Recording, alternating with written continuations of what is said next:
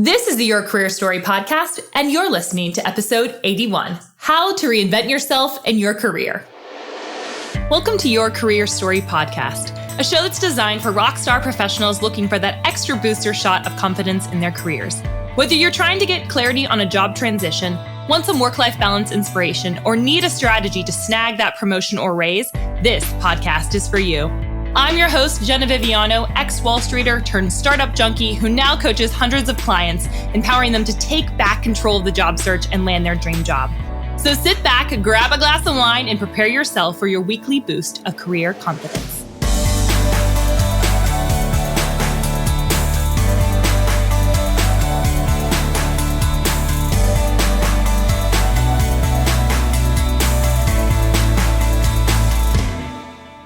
Hello, friends, and welcome back to the Your Career Story podcast. I am so excited, as always, to be with you here today. Now, this episode and what we're going to be talking about today is a question that I get not exactly asked in this way, like, how do I reinvent myself, but more, how do I make a career change? What do I want to do with my life now that I'm all grown up? I don't think this is it. I need to change course, right? The question usually comes in that framework, but the real question that we're asking is, how do we reinvent ourselves in our career? So we're going to talk a little bit about what it looks like to reinvent yourself in your career, how to actually do it, and just some step-by-step things, because you guys know that I like some practical step-by-step action items that you can take away from every single one of these episodes. And speaking of, if you've been listening to this podcast for a long time, or if you've been listening to a couple episodes and you're like, I need more people to hear about this, please consider giving us a review on iTunes. I know that every podcaster says that it does help get more visibility and notoriety on the podcast and more people can hear the message, but that is 100% true. So I'm going to ask you wholeheartedly that if you have been enjoying this podcast episode, if you've enjoyed other podcast episodes of ours, would you just hop on over to iTunes and give us a review? We would be so grateful. All right, let's talk a little bit about who this episode is for. So this episode is for the woman who feels like she's in the in-between. So it's the woman who feels like, gosh, I'm doing this thing here, but I really feel like I need to be doing this thing over here, and I just don't know how to get there. So if you're feeling like you're in this waiting period or this in between, if you're somebody who doesn't feel like you're yourself, right? I know for myself, when I was in investment banking, I just didn't feel like me. I don't know how else to describe it other than I didn't feel like I was my truest self or my most good self, I guess you could say. I wasn't the most purest version of myself. I just didn't feel like me when I was in that job. So if that sounds like you, if you're like, oh, Jenna, I just don't feel like myself when I walk into work every day or 90% of the time, then that's a problem, right? And so we're going to talk a little bit about how to reinvent yourself in your career and how to think differently. So this episode is going to be for you. If you're somebody who already knows, Jenna, it's time to reinvent myself. I know that I'm in between. I know that I need to make a big career pivot. How do I do that? This episode's for you. And then just generally speaking, I'm seeing a lot of this on LinkedIn, and anytime I dabble and briefly look at Instagram or just talking through friends, there's this question that keeps on coming up here in 2020 is, and what I'm doing matters? Does it matter what I'm doing at work? This question of like, what am I doing with my life? I was on a walk with a friend of mine recently, and we were just talking about work and talking about life, and she's actually visiting from New York because New York's crazy. And so she's quarantining essentially from her parents' house. And we were just talking about it. And she said, I asked myself, what am I doing? And I ask myself sometimes that question too, like, I'm working so much. I need to know what direction I'm going in. So I've asked this before in my career before. There's times in my business where I've asked this question, like, what am I doing with my life? Right. And so if you're questioning yourself and you're questioning what you're doing in your career, this episode is going to be hopefully helpful for you. So when we were talking about reinvention, the first thing that I think about when reinventing your career is I think about celebrities. I don't know about you, but I think about celebrities who have like remade their image multiple times over in their career, specifically those people that are often, musicians like Madonna. Madonna is a great example of somebody who has reinvented herself in her career multiple times over. She's done acting. She's had a different type of music that she's recorded and produced, and she's just done a lot of things in her career, and she's reinvented her image multiple times over. Taylor Swift is another example. Now, I love to hate on Taylor Swift. I'm more of a Katy Perry fan, and I know that rift does not exist anymore, but Taylor Swift is a good example of somebody who has reinvented herself in her career many, many times over. And she's done it really successfully. She started off, I remember being a high schooler and the girl that I was walking home with on the bus, she said, have you heard about this Taylor Swift girl? She has this really great song, Tim McGraw. And I vividly remember that moment. And then looking to see what she's done now in her career, she's an international superstar. She's not just in the country music scene. And she's done a lot with her career. She's reinvented herself. Also, love to hate or hate to love, one of the two, Kim Kardashian, a good example of somebody who has reinvented herself in her image that she's come across. I mean, she started off with a very specific type of tape that she started her career with, I guess you could call it that. And then, has evolved and actually is a businesswoman. Like she is a businesswoman. You can not like how she conducts her business or how she acts and all the different stuff. She's very successful and she's been able to reinvent herself in her career. Now she's going to get her law degree. I mean, craziness, right? Another person that I personally love because I love the Marvel movies. My husband has, when we started dating, he said, I won't ask you to marry me until we watch all of the Marvel movies. Now he wasn't serious, but we did watch all of them. Before we got engaged. So Robert Downey Jr., he was somebody who was, Iron Man was kind of his last ditch effort. He had done some success. He had a successful career. He struggled with addiction and he came back as Iron Man and just totally reinvented himself in his career. And it catapulted him into the superstardom. And I just love the Iron Man movie. So when I'm thinking about reinventing in our career, we often associate that with celebrity. So let's actually look at the definition of reinventing yourself. It's to change the way that you behave or the things that you do so that people will think of you as a different kind of person. We can see Taylor Swift has done that, right? Taylor Swift has evolved and grown up, quite frankly, in front of our eyes. And she has changed the way that she does things or behaves so that people will perceive her differently. It's very strategic. Very, very strategic, which we could get into a whole other episode about that because I have a lot of thoughts on that one, but I will keep them to myself. But the goal of reinventing yourself is thinking about yourself differently. Remember, we talk a lot. If you listened to last week's episode, we talked a lot about mindset and about beliefs and about thought patterns. The same thing holds true if you're trying to reinvent yourself. You have to behave and think differently in order to be perceived differently. So if you're in 2020 and you're realizing that people are putting you in this XYZ corner of maybe this, I see this with a lot of women. You're the queen of putting out fires and you're like, you're proud of yourself in the beginning of your career. We're like, yeah, I can do that. I can put out all those fires. You just throw it my way and I'll get it done. And then as women get farther along in their career, they're like, no, I'm strategic as well. I don't have to just be the person that you just throw things to because I'll get it done. I want to be the person that's helping make the strategy happen. I see that a lot. So if you feel like maybe that is what reinvention you need to have in your career right now, you're the doer and you want to be more of the thinker, the strategic thinker in your company. So the question becomes, really, what is your identity at work? What is your identity at work? This is not a concept we talk about a lot, but I think we do need to talk about it a lot because identity plays so much into how we operate in our society and how we operate and show up at work. It's the question that you ask somebody. Maybe it's because I lived in New York and people don't necessarily ask it as much down here in Nashville.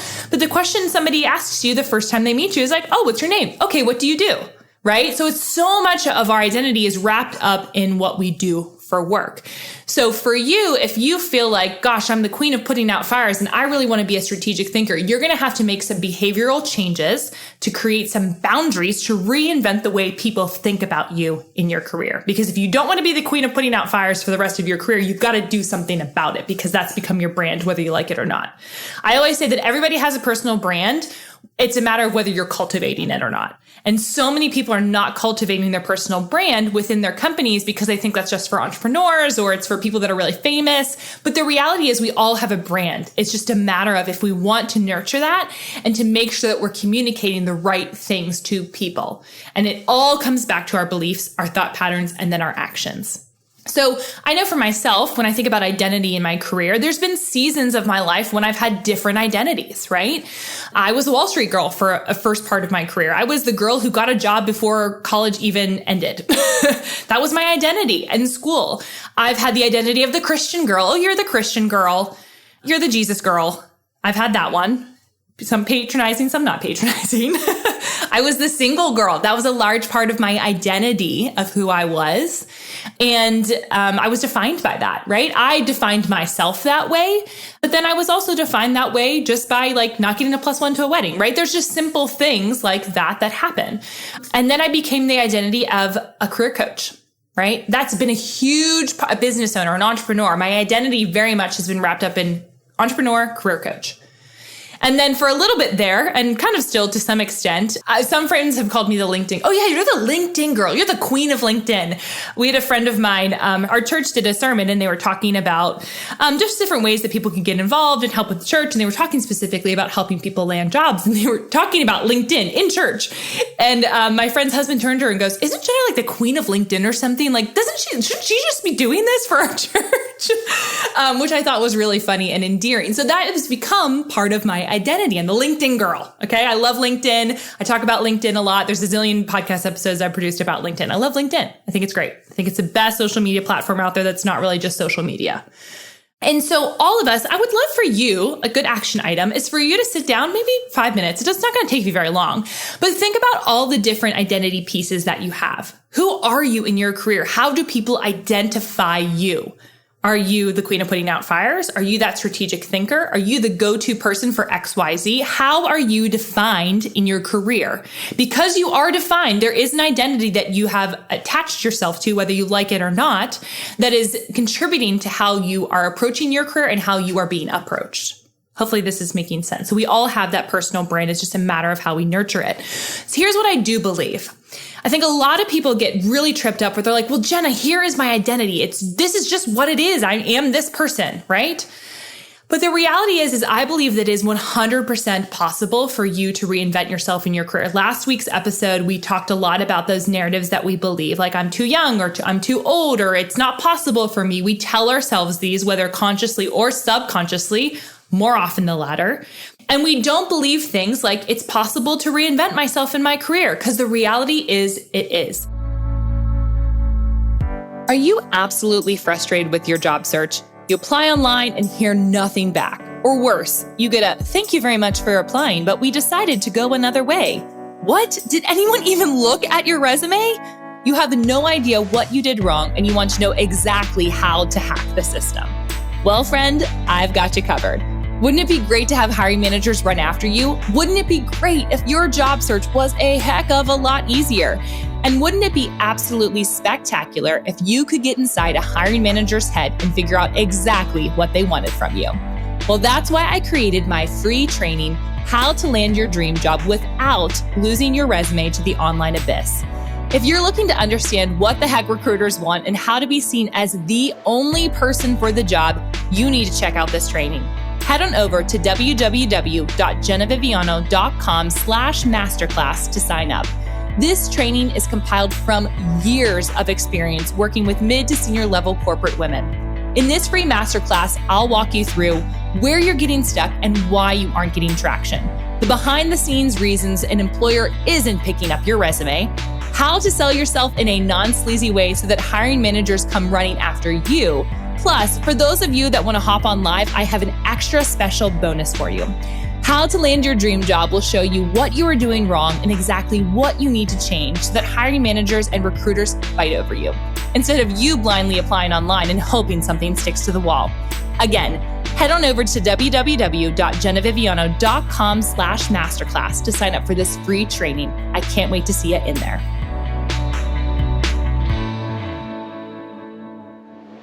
There's another podcast that I stumbled across while doing some research for this podcast, and it's called Second Act Stories Podcast, which I just love. They do a lot of episodes about people that are maybe perhaps midlife, and not even just midlife, just people who are totally trying to reinvent themselves in their career, showing about the massive career pivots that they've done and what they've worked on in their life. I think so many of us are getting bogged down of this idea of a linear career path, when the reality is most of us are not wired for that.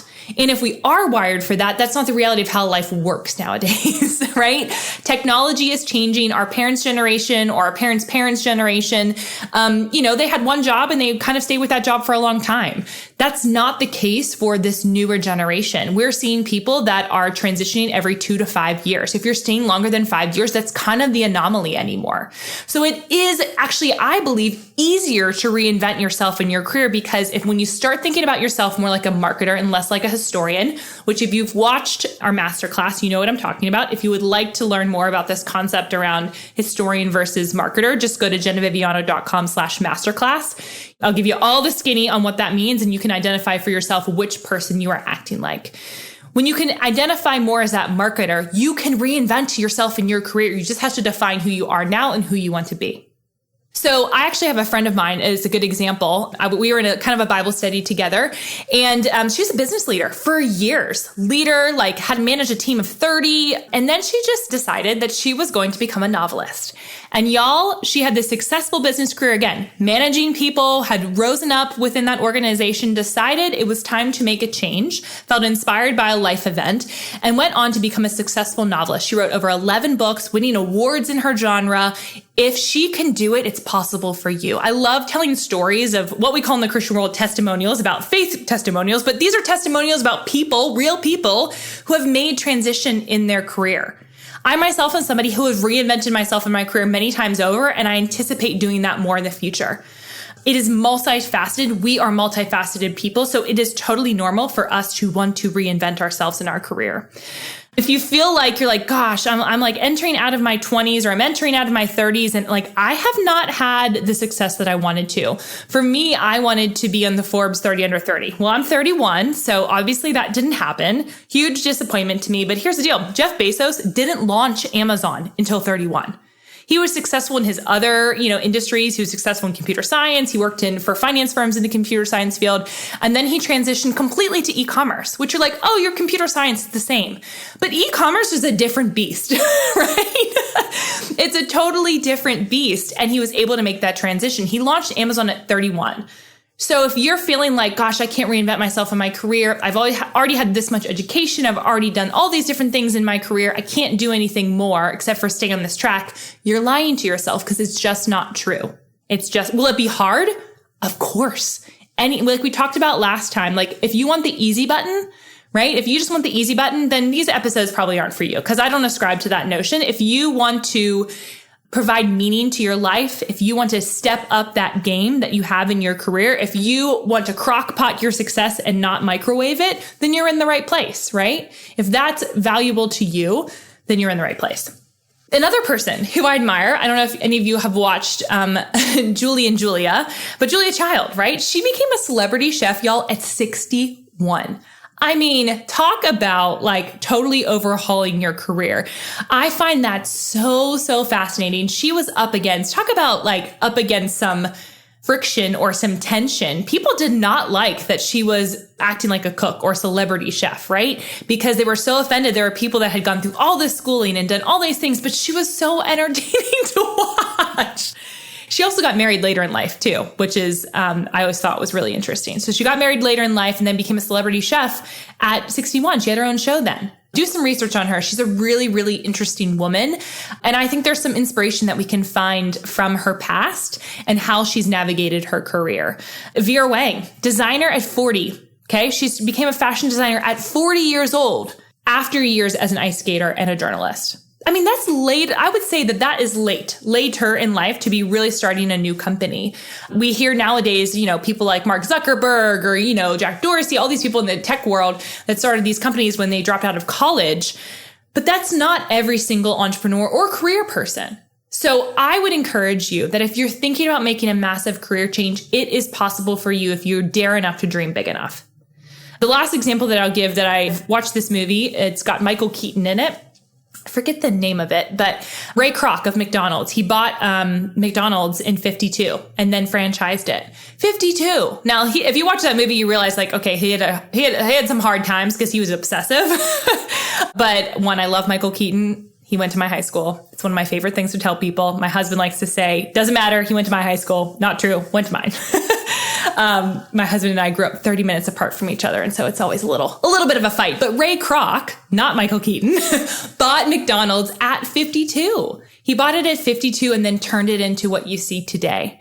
the first iteration of it, that is. So hopefully these are just some kind of encouragement or pieces of encouragement for you to be thinking about, gosh, if they can do it, why can't I do it? I think the biggest thing that separates, I just see this time and time again, the more I do research, the more I talk to people, the more that I meet really successful, quote unquote, individuals, the more I realize it's not really that they're the most bright person in the room, or even quite frankly, sometimes that they work the hardest. It's that they believed it was possible for them. Now, do they still struggle with imposter syndrome? Of course. I think every person at any level of any company will tell you, yes, I still struggle with imposter syndrome, no matter what level of success they have. But their self-doubt does not surpass their ability to believe in what's possible. And that, I think, is really, really important. Hopefully this is tracking for you guys. So here's what, if you do want that, if you do want to reinvent yourself in your career, if you're feeling like, Jenna, I'm inspired, I'm feeling excited about this, what do I have to know about taking this path? And here's what I would say. You have to get comfortable, if you want to reinvent yourself in your career, with feeling uncomfortable. It is uncomfortable to shift. We're going through a shift right now in my business, and I feel uncomfortable. And there are some days where I'm like, oh, I just want to quit. I want to cop out too soon, right? But there is some beauty, as we talked about last week, these two podcast episodes, last week podcast episode and this episode really go hand in hand. So if you haven't listened to last week's, for sure do that. But there's some beauty in that feeling uncomfortable. The other thing is, if you're going to reinvent yourself in your career, you have to be patient with slow growth. You have to be patient with slow growth. You cannot expect it to happen overnight. And the other thing is, where I find when people are successful in reinventing themselves in their career is, instead of judging themselves, they're very curious. So they spend a lot of time being curious, which allows you to be objective and not, getting upset with yourself. So curiosity is one of those antidotes that I would say that you have to use and utilize in order to be successful in reinventing yourself in your career. Just get a little curious to understand, what does that mean for you? So here's some questions that I want you to take away with. So if you're driving, don't write these down. I said it every episode. But if you aren't, and you're sitting at your desk at the job that you don't like, and you are probably at home, so your boss can't see you write these down, this is totally great. No big deal, right? I want you to ask the question, who am I now? Who am I now? What's that identity question? Who am I in my career? And then I want you to have another column, and I want you to write, who do I want to be? What do I want to be? What do I want my identity to look like? I could say for myself early on in my career, and there is even times right now where I saw myself just as a career coach, but I wanted to be seen as a Forbes 30 under 30 leader. And there was a discrepancy there. Did I get there? No. But there are things I'm doing now in my career to help be more aligned with that, so that maybe I'm 40 under 40, and more aligned with my business, so that I'm more in that wheelhouse than before career coach, which is totally fine. There's nothing wrong with that. But I wanted to move more towards that CEO mindset. So my question to you is, who are you now? And then who do you want to be? And then I want you to ask yourself halfway through the page, why? Why does it matter? Is it that you're bored? Because that's totally fine. Sometimes being bored is a good example. I think we get frustrated with people where oh, you're just bored. You're just bored. That's why you want to move on. Sometimes boredom is a really good sign that it's time to move on and to reinvent yourself in your career. That's okay. That's a good reason. Perhaps it's that you want to live out your gifts. Okay. How to reinvent yourself in your career may look like living out your gifts because you feel like you're not doing that right now. That was a big thing for me when I was moving from Wall Street. I wanted to actually use the gifts that God had given me. And I felt like in the role that I was in, I wasn't able to do that fully.